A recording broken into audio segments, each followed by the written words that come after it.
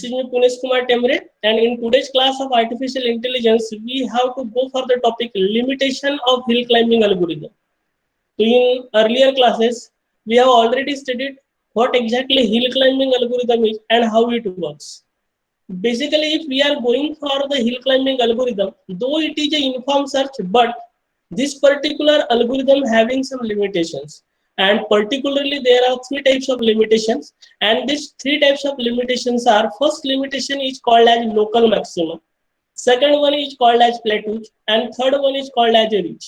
So if we are applying any particular problem, hill climbing algorithm, then problem solving may get trapped into one of these three problems. Either our algorithm may get trapped into the local maxima, either our algorithm may get trapped into the plateau, or our algorithm may get trapped into the reach. तो particularly ये तीन ऐसी situations होती है जहां पे हम फंस सकते हैं. तो ये अगर हमें लगता है कि हिल क्लाइंबिंग एल्गोरिदम ऐसे पर्टिकुलर प्रॉब्लम में ट्रैप नहीं होना चाहिए, तो then what we have to do. तो for that first we have to understand one by one के पर्टिकुलर लिमिटेशन या ड्रॉबैक्स क्या है.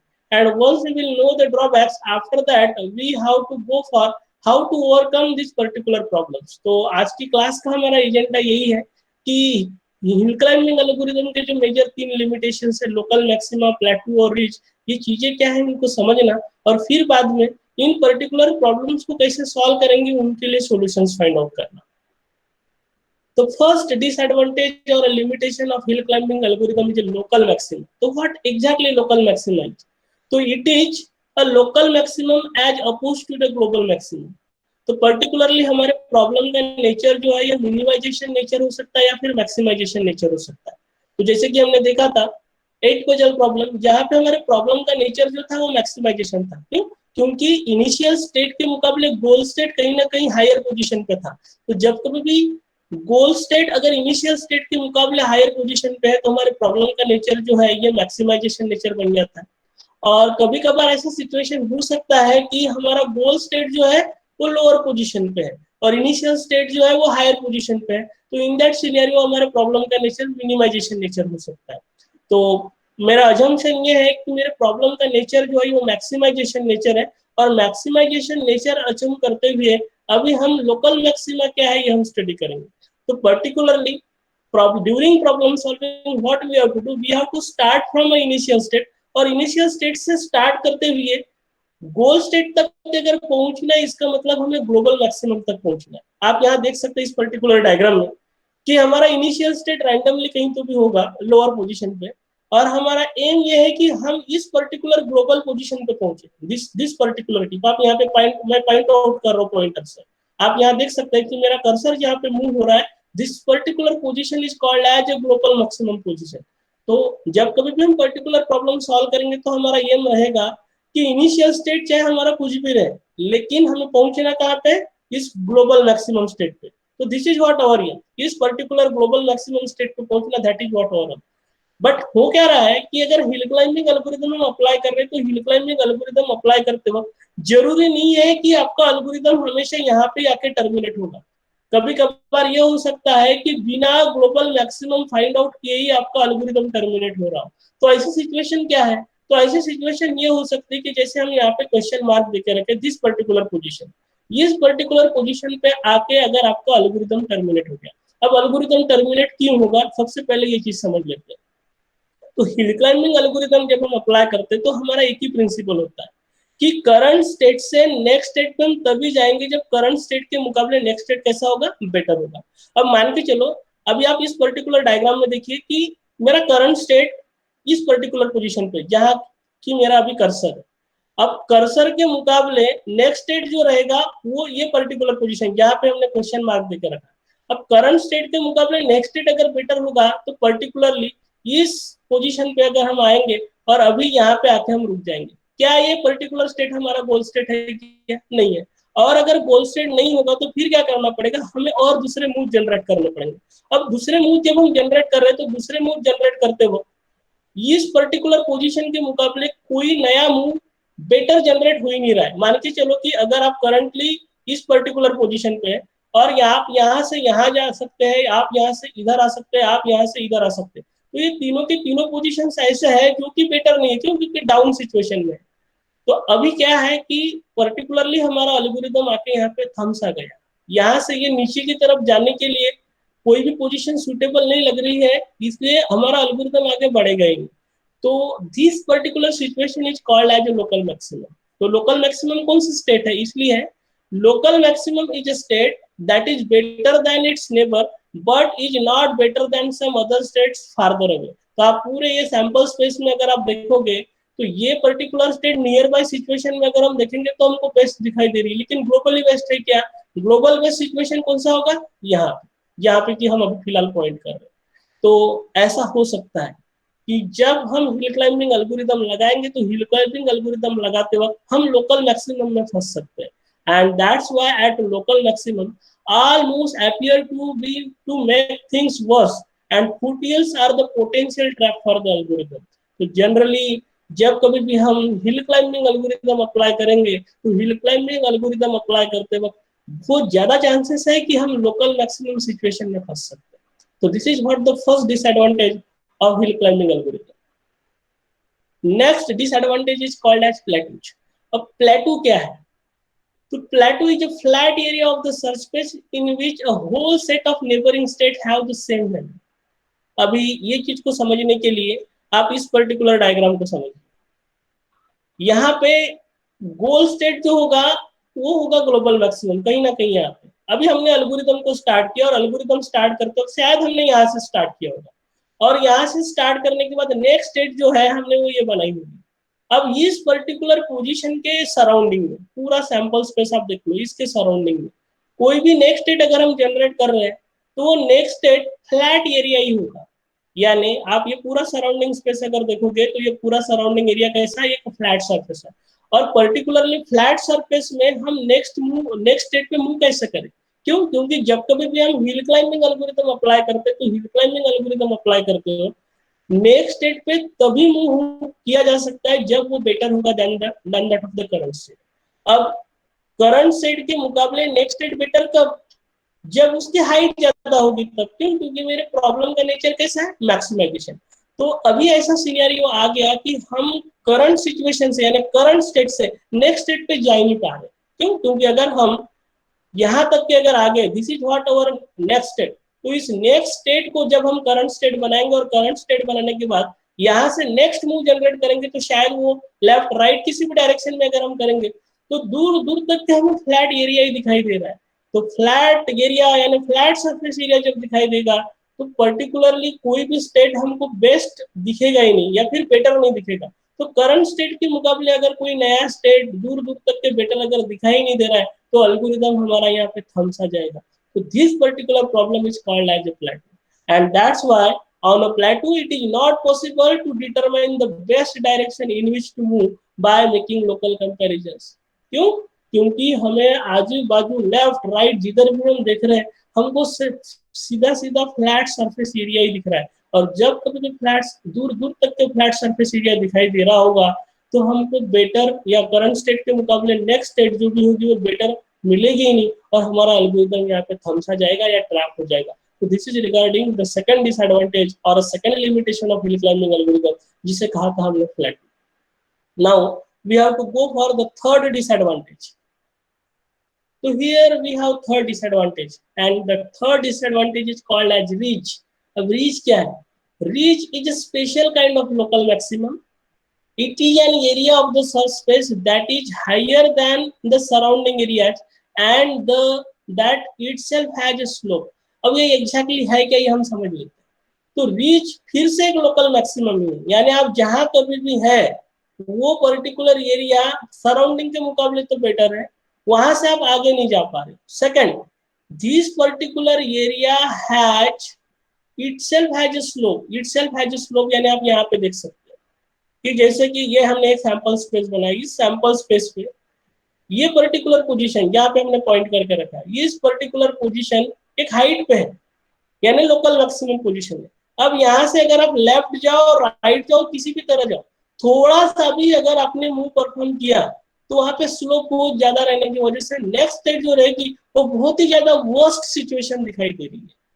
इसके पहले लोकल मैक्सिमम हमने देखा था, तो लोकल मैक्सिमम में कैसा था, लोकल मैक्सिमम में हम करंटली बेटर स्टेट पे तो थे जैसे कि आप यहाँ देख सकते हैं लोकल मैक्सिमा में हम करंटली बेटर स्टेट पे तो थे, लेकिन नेक्स्ट स्टेट जनरेट करने की कोशिश अगर कर रहे हैं तो आजू बाजू की कोई ना कोई स्टेट थी, तो करंट के मुकाबले भले ही वो बेटर तो नहीं थी लेकिन उतनी ज्यादा वर्स्ट भी नहीं थी। क्यों? क्योंकि यहाँ पे बहुत ज्यादा स्लोप नहीं था। जबकि अगर हम रीच के लिए अगर जाते हैं तो रीच में क्या है कि हम लोकल मैक्सिमम में फंसे हुए तो है, लेकिन वहां से कोई नेक्स्ट स्टेट जनरेट करने की अगर कोशिश कर रहे हैं तो हम जिस पर्टिकुलर स्टेट पे वहां पे वैसे ही बहुत ज्यादा स्लोप है, थोड़ा सा भी अगर हमने मूवमेंट परफॉर्म किया यानी नेक्स्ट स्टेट अगर हमने जनरेट किया तो बहुत ज्यादा चांसेस है कि हम बहुत ज्यादा वर्स्ट सिचुएशन में जाने वाले हैं। तो that's why as compared to local maximum reach is a very dangerous situation. अब इस तरह के पर्टिकुलर प्रॉब्लम्स को अगर हमें सॉल्व करना है तो सॉल्व करते वक्त हम कैसे सॉल्व करें? तो सॉल्व करने के लिए हमारे पास कुछ सॉल्यूशंस है। तो पहला सॉल्यूशन है in each of the previous causes that is local maxima हो, प्लेटू हो या रीज हो, the algorithm reaches a point at which no progress is being made. क्यों? क्योंकि तीनों का सेम प्रॉब्लम था, कहीं ना कहीं जाके हमारा एल्गोरिथम ट्रैप हो गया है, वो आगे बढ़ ही नहीं पा रहा है, ना आगे जा पा रहा है ना पीछे आ पा रहा है। This is the problem. अब आगे इसलिए नहीं जा पा रहा है क्योंकि एल्गोरिदम को हमने बोल के रखा है कि भैया तुमको आगे तभी जाना है जब करंट स्टेट के मुकाबले नेक्स्ट स्टेट कैसा होगा, बेटर होगा। अब लोकल मैक्सिमा बोलो, प्लेटू बोलो या रीच बोलो, तीनों की तीनों सिचुएशन ऐसी है कि करंट स्टेट पे जाके हमारा एल्गोरिदम थमसा गया है। क्यों? क्योंकि नेक्स्ट स्टेट उसको बेटर मिल नहीं है। अब ऐसी सिचुएशन में हमारे पास एक ही सोल्यूशन है और वो सोल्यूशन है रैंडम रिस्टार्ट। तो रैंडम रिस्टार्ट क्या है? तो solution to this particular problem is a random restart hill climbing algorithm. तो random restart hill climbing algorithm में हम करते क्या है? तो random restart hill climbing algorithm में एक ही काम करते हैं कि हमारा हिल क्लाइंबिंग एल्गोरिदम अभी हम ट्रैप हो गया है, तो ट्रैप अगर हो गया है तो क्या करेंगे हम हमारे एल्गोरिदम को फिर से रिस्टार्ट करेंगे और रिस्टार्ट करते वक्त अभी जहां से स्टार्ट करने वाले हैं वो पोजीशन हम रैंडमली चूज कर देंगे। तो रैंडमली पोजीशन चूज करने की वजह से ऐसा हो सकता है कि एक बार प्रॉब्लम आ गया फिर से हमने रिस्टार्ट किया, दूसरी बार प्रॉब्लम आ गया फिर से हमने रिस्टार्ट कर दिया, तो एक हाथ तो वक्त ऐसा होगा कि कहीं ना कहीं हम किसी ऐसी पर्टिकुलर स्टेट से हमारे एल्गोरिदम को स्टार्ट कर रहे हैं कि जहां से हम हमारे प्रॉब्लम को सॉल्व करें और ग्लोबल मैक्सिमम पोजीशन तक के पहुंच सके। तो this is what good solution to solve this particular problem. But particularly local maxima को कैसे डील करना है, प्लेटू को कैसे डील करना है और रीच को कैसे डील करना है, इनके लिए हमारे पास स्पेसिफिक कुछ सॉल्यूशंस है, तो वो सॉल्यूशंस हम स्टडी कर लेते हैं। तो here we have solutions to local maxima. अब लोकल मैक्सिमा क्या था ये आपको पता है। लोकल मैक्सिमा ऐसा पोजीशन था कि सराउंडिंग से वो बेटर था और सराउंडिंग से बेटर होने की वजह से हमको नेक्स्ट स्टेट कोई बेटर स्टेट मिल नहीं पा रहा था, इसलिए हमारा एल्गोरिदम अभी वहां पे ट्रैप हो गया था। तो ऐसी सिचुएशन में अगर आप आगे नहीं बढ़ पा रहे तो सिंपल सा तरीका है कि आप बैक ट्रैकिंग यूज करो। क्यों? क्योंकि एल्गोरिदम तो आगे नहीं बढ़ रहा है और एल्गोरिदम अगर आगे नहीं बढ़ रहा है उसका रीजन था कि नेक्स्ट पोजीशन कोई बेटर नहीं मिल रहा है और नेक्स्ट पोजीशन जब बेटर नहीं मिल रहा है तो सोल्यूशन ये है कि आप बैक ट्रैक कर लो। तो that's why here what we have to do, we have to utilise backtracking. और जनरली अगर आपको बैक ट्रैकिंग इंप्लीमेंट करना है तो फिर किस पर्टिकुलर ऑर्डर में आपने स्टेट्स विजिट किए थे ये आपको याद रखना पड़ेगा। So therefore, if you want to implement the backtracking technique, तो we have to maintain a list of visited vertices या visited states और जिस पर्टिकुलर ऑर्डर में हमने विजिट किया था उसके रिवर्स ऑर्डर में हमें बैकट्रैकिंग परफॉर्म करना पड़ेगा। तो here if the search reaches an undesirable state it can backtrack to the previous configuration and explore the new path. तो this is about the solution which is called as backtracking और backtracking use करते हुए हम local maxima को solve कर सकते हैं। तो हमेशा याद रखिएगा अगर लोकल मैक्सिमा सॉल्व करना है तो सॉल्यूशन क्या है? Backtracking. Now next we have to go to the solution to plateau. अब प्लेटू क्या है फिर से रिकॉल करो। प्लेटू क्या था? Flat surface. और फ्लैट सरफेस में करंट स्टेट से नेक्स्ट स्टेट हमको बेटर नहीं मिल रहा था और नेक्स्ट स्टेट जब बेटर नहीं मिल रहा है इसलिए हमारा एल्गोरिथम ट्रैप हो गया। सॉल्यूशन क्या है? Make a big jump. हमें बहुत बड़ा जंप परफॉर्म करना है। अब बड़ा जंप यानी करंटली हम जहाँ पे फंसे हुए हैं वहां से थोड़ा सा दूर अगर देख रहे हैं नेक्स्ट स्टेट अगर हम जनरेट करें तो नेक्स्ट स्टेट जनरेट करते वक्त हमको नेक्स्ट स्टेट बेटर मिल ही नहीं रहा है, जैसे कि आप यहाँ पे देख सकते हैं। दिस इज व्हाट अ प्लेटू। और करंटली अगर हम यहाँ पे ट्रैप हो गए हैं, नेक्स्ट स्टेट अगर हम जनरेट करते तो नेक्स्ट स्टेट कहाँ होगा? हो सकता है यहाँ हो सकता है यहाँ हो सकता है यहाँ हो। लेकिन ये सारा का सारा सरफेस कैसा है? फ्लैट। भैया अगर आप फ्लैट सरफेस से फ्लैट सरफेस में जाओगे तो आपको बेटर स्टेट मिलेगा क्या? नहीं। तो सॉल्यूशन क्या है? सॉल्यूशन ये है कि किसी ऐसे सरफेस में जाने की कोशिश करो जो कि उससे ज्यादा हाइट पे हो, और ज्यादा हाइट पे अगर होना होगा तो आपको क्या करना पड़ेगा? ऊंची छलांग लगानी पड़ेगी। ऊंची छलांग means from here, this is what my current state, ये करंट स्टेट से लंबी छलांग लगानी पड़ेगी ताकि हम यहाँ पे पहुंच सके। Getting it? This is what called as plateau. और इस प्लेटू का सॉल्यूशन, तो प्लेटू का सॉल्यूशन क्या है? प्लेटू के लिए सॉल्यूशन है we have to make a big jump. तो big jump is a solution to plateau. Getting it? तो make a big jump, this is what a solution to plateau. और जब कभी भी हम बिग जंप परफॉर्म करेंगे तो what we have to do? We have to select state far away from the current state. Randomly select करना है कि किस पर्टिकुलर डायरेक्शन में जाना है। नहीं तो अगर आप स्पेसिफिक एक ही डायरेक्शन अगर हमेशा चूज करते रहोगे और वो डायरेक्शन ऐसा रहेगा कि आपको लोअर डायरेक्शन में लेके जा रहा हो, तो फिर कितनी भी बड़ी छलांग क्यों ना लगा लो, आप सही डायरेक्शन में जाएंगे नहीं। इसलिए एक बार अगर आप गलत साबित हो गए तो आपको रैंडमली चूज करना है, means you have to change the direction. और इस तरह से रैंडमली अगर आप डायरेक्शन चेंज करते रहेंगे तो एक वक्त तो ऐसा आएगा कि आप सही डायरेक्शन में जाओगे, और जब कभी भी आप सही डायरेक्शन में जाओगे तो आपको नॉन प्लेटू रीजन मिलेगा, और नॉन प्लेटू रीजन में जाने के बाद आपका मैटर सॉल्व हो जाएगा। So here simply we have to remember what is the solution to plateau? Make a big jump.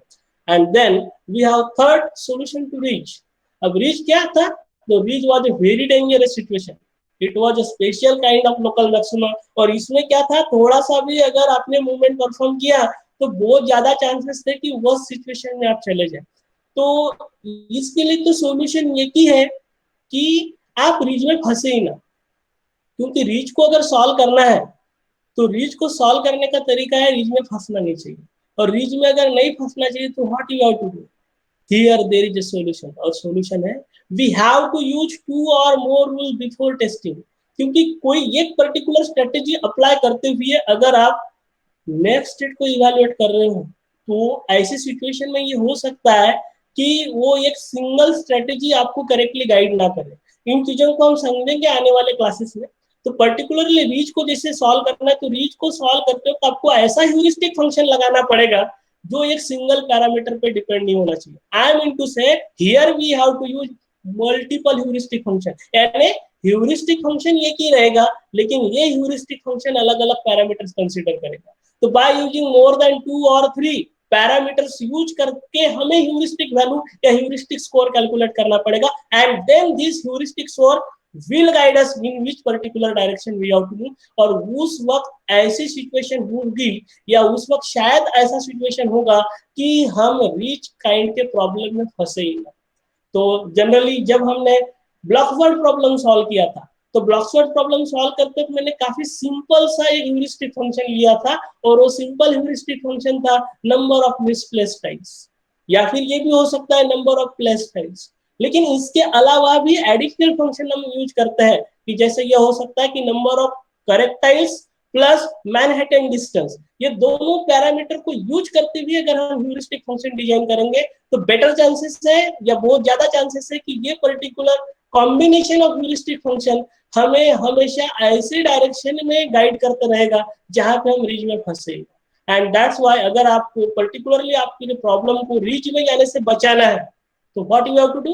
Every time you have to use heuristic function which will use 2 or more heuristic rules before testing, and that's why हमेशा आपको ऐसे directions में वो guide करते रहेगा कि हमेशा ऐसे डायरेक्शंस में आपको भेजते जाएगा जहां पे रीच काइंड के प्रॉब्लम में आप फंसे।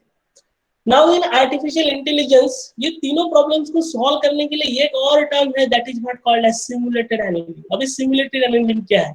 तो सिमुलेटेड एनीलिंग ये पर्टिकुलर टर्म कहीं ना कहीं मैकेनिकल इंजीनियरिंग से आया है, इसलिए थोड़ा ध्यान दीजिएगा। सिमुलेटेड एनीलिंग क्या है हम ये समझ लेते हैं। तो hill climbing algorithm which never makes a move toward the lower value guaranteed to be incomplete because it can get stuck down a local maximum. हमने अभी देखा पर्टिकुलरली हिल क्लाइंबिंग एल्गोरिथम का ड्रॉबैक यही था। ड्रॉबैक ये था कि अगर आप कहीं ना कहीं ऐसी जगह पे जाके फंस गए कि नेक्स्ट स्टेट अगर आपको उससे बेटर अगर नहीं मिल गया तो आपका एल्गोरिथम स्टक हो गया, आप ट्रैप हो गए और लोकल मैक्सिमम में फंस गए। ऐसे सिचुएशन में सॉल्व अगर करना है तो आपको क्या करना पड़ेगा, रैंडम वॉक करना पड़ेगा। और रैंडम वॉक अगर करना है तो रैंडम वॉक करने के लिए आपको क्या करना पड़ेगा, आपको कोई तो भी सक्सेसर सिलेक्ट करना पड़ेगा and then you have to solve. But क्या ये तरीका आपका इफिशिएंट तरीका है क्या, तो no. So that's why if algorithm applies a random walk by moving a successor, then it may complete but not efficient. हमने बोला था ना कि बैक ट्रैकिंग अब अप्लाई करेंगे और बैक ट्रैकिंग अप्लाई करके दूसरे डायरेक्शन में जाते जाएंगे। हाँ, बैक ट्रैकिंग अप्लाई करेंगे दूसरे डायरेक्शन में जाएंगे, लेकिन हम रैंडमली करेंगे ऐसा बोला था। बट इससे आपको सोल्यूशन जरूर मिल सकता है, लेकिन इफिशिएंटली सोल्यूशन नहीं मिलेगा। और आर्टिफिशियल इंटेलिजेंस में हमें एक्सेप्टेबल सोल्यूशन जनरेट करना होता है, तो कम से कम टाइम में एक्सेप्टेबल सॉल्यूशन अगर जनरेट कराना है, इसलिए यहाँ पे हमारा सॉल्यूशन भी जनरेट होना चाहिए और इफिशिएंटली भी जनरेट होना चाहिए। तो इफिशिएंटली सॉल्यूशन जनरेट कराने वाला टेक्निक कोई है क्या, तो yes, that is what is simulated annealing. तो why simulated annealing is an algorithm which yields both efficiency and completeness. इसका मतलब कम से कम समय में गारंटीड सॉल्यूशन प्रोवाइड करने वाला तरीका, यानी हिल क्लाइंबिंग एल्गोरिथम को लोकल मैक्सिमम, प्लेटू या रीच, ये तीनों से हमको बचाना है। और ये तीनों से बचाते हुए कम से कम टाइम में गारंटेड सॉल्यूशन जनरेट कराने वाला कोई टेक्निक है क्या, तो that is what is simulated annealing. अब सिमुलेटेड एनीलिंग क्या करता है, that we have to discuss. तो in mechanical term, annealing is a process of hardening a metal or a glass to a high temperature and then cooling gradually. So this allows the metal to reach a low energy crystalline state. And exactly होता क्या है कि metal को हम सबसे पहले गर्म करते हैं और गर्म करने के बाद में उसको स्लोली स्लोली स्लोली स्लोली ठंडा होने देते हैं। और स्लोली स्लोली ठंडा होने को जब होते देंगे तो ग्रेजुअली उसको जैसा शेप देना है उस तरह का शेप हम दे सकते हैं। तो पर्टिकुलरली इसी मैकेनिज्म पे हमारा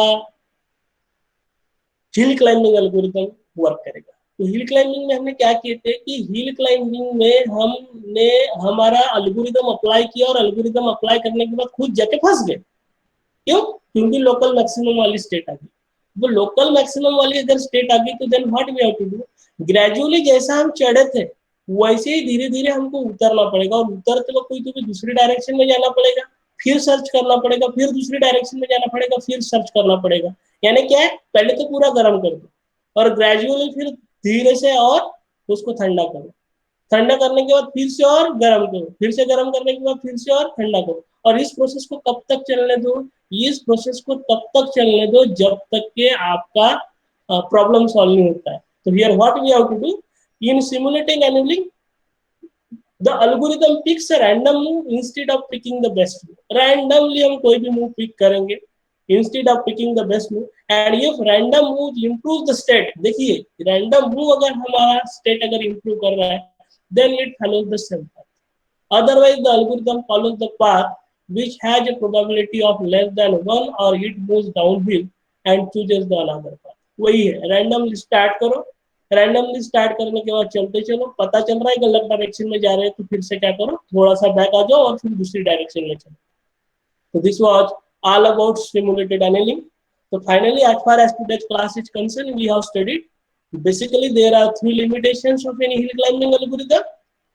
First one was local maximum, solution is backtracking. Second one was a plateau, solution is make a big jump. And third one was a reach, solution is instead of using single rule, we have to use multiple rules.